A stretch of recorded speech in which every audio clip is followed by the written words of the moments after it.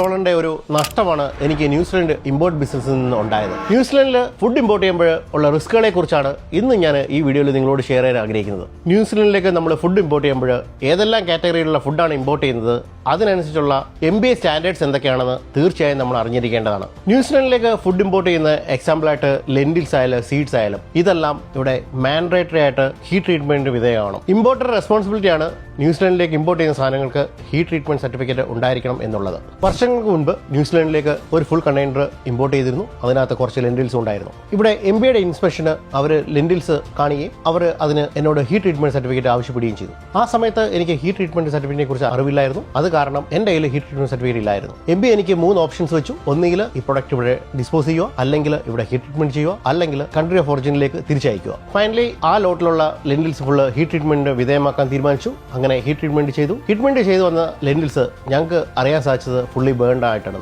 അങ്ങനെ ആ ലോട്ടിൽ വന്ന ഫുൾ ലെൻറ്റിൽസ് ഞങ്ങൾക്ക് അവസാനം ഡിസ്പോസ് ചെയ്യേണ്ടി വന്നു. ഏകദേശം ആ ഷിപ്മെന്റിൽ എനിക്ക് $20,000 നഷ്ടമായത്. ന്യൂസിലൻഡിലേക്ക് ഫുഡ് ഇമ്പോർട്ട് ചെയ്യാൻ ഉദ്ദേശിക്കുന്ന സുഹൃത്തുക്കളോട് എനിക്ക് പറയാനുള്ളത്, ന്യൂസിലൻഡിലെ ബയോസെക്യൂരിറ്റി വളരെ സ്ട്രോങ് ആണ്. അതുകൊണ്ട് നിങ്ങൾ MBA വെബ്സൈറ്റ് വിസിറ്റ് ചെയ്തതിനു ശേഷം മാൻഡേറ്ററി റിക്വയർമെന്റ് എല്ലാം പാലിച്ച് മാത്രം ന്യൂസിലൻഡിലേക്ക് ഫുഡ് ഇമ്പോർട്ട് ചെയ്യുക. അങ്ങനെയാണെങ്കിൽ എനിക്ക് സംഭവിച്ചതിലുള്ള നഷ്ടം നിങ്ങൾക്ക് ഒഴിവാക്കാൻ സാധിക്കും.